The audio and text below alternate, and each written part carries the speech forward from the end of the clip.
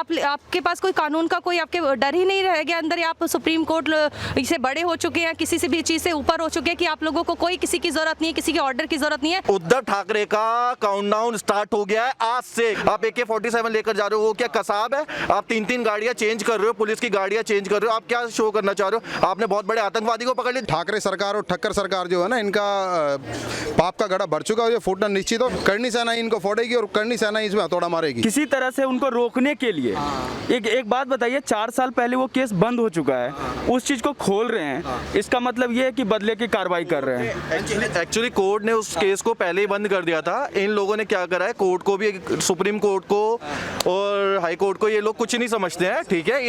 ये परमवीर कुछ भी नहीं समझता है, ठीक है। और आप सुबह 6 बजे आप किसी को के घर में गुंडागर्दी से जाते हो, 6 बजे बंदा सो रहा होता है, उसको बेडरूम से खींच के असॉल्ट करते हो, आप उसको हैरेस करते हो, ठीक है। उसकी वाइफ को धक्का देते हो, आप उसके बेटे को मारते हो, अर्नब गोस्वामी को बाल से पकड़ के आप फेंकते हो, पूरा वीडियो सामने दिख रहा है। आप ये लोग क्या कर रहे हो? आप AK-47 लेकर जा रहे हो, वो क्या कसाब है? आप 3-3 गाड़ियां चेंज कर रहे हो, पुलिस की गाड़ियां चेंज कर रहे हो, आप क्या शो करना चाह रहे हो? आपने बहुत बड़े आतंकवादी को पकड़ लिया। जब आपके बॉम्बे में ताज होटल में आतंकवादी आता है, तब आप उससे वो कुछ कार्रवाई नहीं होती है, ठीक है। जब पानी भर जाता है BMC से, तब कोई कार्रवाई नहीं होती। कंगना रनावत का घर तोड़ने के लिए सबसे जल्दी कार्रवाई होती है। ये क्या चल रहा है? अंधा राज चल रहा है, गुंडागर्दी चल रही है, तानाशाही चल रही है, और ये सरकार जल्दी से जल्दी पलटेगी। मैं राष्ट्रपति जी से कहूंगा, श्री नरेंद्र मोदी जी से कहूंगा, अमित शाह जी से कहूंगा, ये सरकार, ये बॉम्बे में राष्ट्रपति शासन आज ही लागू हो और ये सरकार जल्दी से जल्दी बर्खास्त कर दी जाए।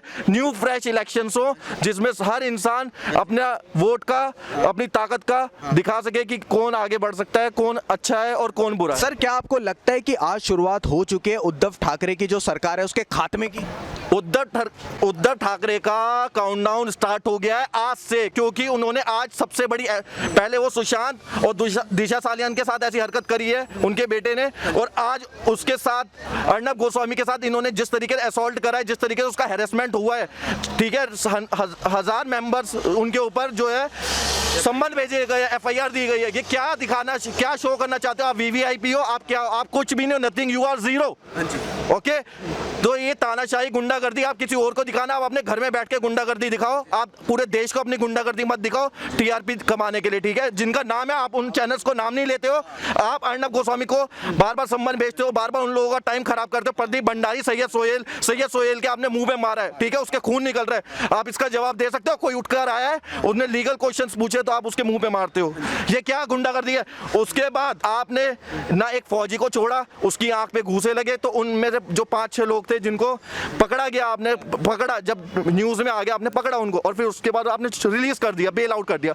ये क्या कर दिया आपने? क्या बहुत बड़ी चीज कर दी। और आज एक अर्नब गोस्वामी, एक सिंगल मैन, ठीक है, जो हमारे लिए बहुत बड़ी चीज है, आपने उसके लिए इतनी मिलिट्री लगा दी, फोर्स लगा दी, जैसे बहुत बड़ा गुंडा बम लेकर आया, क्या चीज कर रहा है वो आपसे वो ही बोल रहा है, काम होकर बात कर रहा है। सर बैठिए प्लीज, उनके फादर इन लॉ बात कर रहे हैं। सर मैं समझाता हूँ, अपने अर्नब गोस्वामी को समझाता हूँ, आप उनको सबको धक्का दे रहे हो, उनके बेटे को चाटे मार रहे हो, उनकी वाइफ को धक्का दे रहे हो कुर्सी पे, बिल्कुल लाइव दिख रहा है यार, कोई झूठ ही नहीं है इस चीज में कि कोई एडिटिंग करी गई है, ठीक है। आप क्या कर रहे हो सुबह 6 बजे जाकर? ये एक जो हमारी मीडिया है ना, उसके ऊपर उसको ऐसे हैरेस किया जा रहा है कि आप अच्छी और सच्ची न्यूज ना दिखाएं, ठीक है। आप वो न्यूज दिखाएं जो हम चाहते हैं, जो हमारी उंगली अगर इशारा करे तो आप वैसी न्यूज दिखाएं और दूसरी कोई न्यूज ना दिखाएं। सर, सबसे बड़ा सवाल यहाँ पर लुटियंस मीडिया जो है, जो सो कॉल्ड जो सेक्युलरिस्ट मीडिया है, जो हमेशा से उंगलियां उठाती हुई आई है, वो आज क्यों नहीं बोल रहे? क्या मैं आज उनके लिए एक जवाब देना चाहता हूँ, जो लुटियंस मीडिया है ना, मैं उनको एक जवाब देना चाहता हूँ। आज जैसा अर्नब गोस्वामी के साथ हुआ है ना, शायद आपने अर्नब गोस्वामी के साथ स्टैंड नहीं लिया, लेकिन अर्नब गोस्वामी के लिए मैं आज खड़ा होकर ये बोल सकता हूं कि अगर आपके साथ ये होता है तो अर्नब गोस्वामी आपके साथ स्टैंड करेंगे। तो shame of you all medias, ठीक है, ऑल चैनल्स। मैं आपको बोलता हूं, अगर आज आप अर्नब गोस्वामी के साथ स्टैंड नहीं है, उनकी न्यूज नहीं दिखा रहे, तो आपके लिए बड़ी शेमफुल बात है। क्या लोकतंत्र पूरी तरीके से महाराष्ट्र में खत्म होते जा रहा है? ये एक्चुअली ना, अभी जैसे जम्मू एंड कश्मीर से जब से 370 हटी है ना, तो एक्चुअली ये वहाँ पे अप्लाई कर देना चाहते हैं कि वो तो इस कंट्री का हिस्सा है ही नहीं, वो इंडिया का पार्टी नहीं है, वो एक अलग स्टेट बना दिया, अलग कंट्री बन चुका है वो।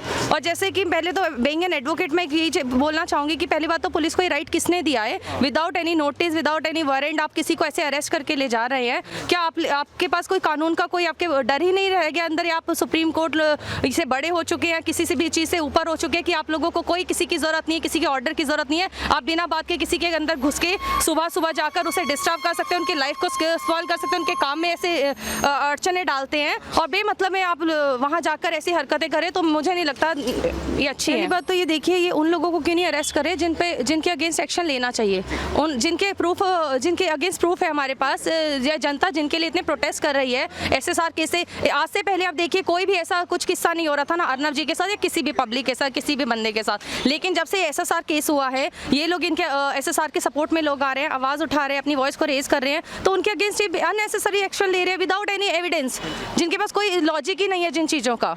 मैम, क्या आपको लगता है कि उद्धव ठाकरे की जो सरकार है अब उसका विनाश होना निश्चित है, और अब उद्धव ठाकरे की सरकार बहुत ज़्यादा डरी हुई है, उद्धव ठाकरे खुद डरे हुए हैं? इस पे ना मुझे एक वो रामायण की बात याद आई है, जैसे कि रावण का अंत होने वाला था ना, तो वैसे वो अपनी मृत्यु को बुलावा दे रहा था, जबकि उसको लोगों ने समझाया भी था कि वो अपने आप को सरेंडर कर दे श्री रामचंद्र के। वैसे ही उद्धव ठाकरे का अंत निश्चित आ रहा है, तो वो कहते हैं ना ये एक बहुत बड़ा बौखलाहट है और एक बहुत बड़े तूफान के आने से पहले की एक बहुत शांति है, ये छोटी छोटी चीज़ों को करके कुरेद रहे हैं। देखिए, जब पाप का घड़ा भर जाता है तो वो फूटता जरूर है, और अब इनका जो ठाकरे सरकार और ठक्कर सरकार जो है ना, इनका पाप का घड़ा भर चुका है, ये फूटना निश्चित है। और करनी सेना ही इसको सबसे पहले, करनी सेना ही इनको फोड़ेगी और करनी सेना ही इसमें हथौड़ा मारेगी। महाराष्ट्र सरकार जो ये काम कर रही है ना, बहुत गलत काम है, और दोहरा मापदंड अपनाने का क्या मतलब है? आप एक किसी को आतंकवादी जो आपको उसका जमाई बना के, सोनिया सेना और ठीकरे सरकार उनको जमाई बना के 8-8 साल तक बिरयानी खिलाती है, और एक आदमी जो देश हित के लिए, देश समाज के लिए भलाई का और सच्चाई का जो काम कर रहा है, आप उसको पकड़ के 80-47 लेके उसके घर में जाके आप उसको अरेस्ट कर रहे हो। कौन सा आतंकवादी का आपने चेहरा देख लिया उस व्यक्ति के अंदर? जो आतंकवादी है उसको आप अपने जमाई की तरह रख रहे हो, ये कहाँ का न्याय है यार? आप भारत सरकार के स्वतंत्र भारत है, अगर कोई आदमी सच बोलना चाहता है उसका सच बोलने की आज़ादी होनी चाहिए, और एक आज़ादीवादी आदमी को आप ऐसा वो कर रहे हो, आप क्या दिखाना चाहते हो? ऐसे ही अभी कुछ दिन पहले 4 तारीख को शायद दिल्ली के अंदर हुआ है, 2 तारीख को सुदर्शन न्यूज़ वाले को उठा के लेके गए। दिल्ली पुलिस भी क्या दुलमुल रवैया जो एक अपना रहे हैं।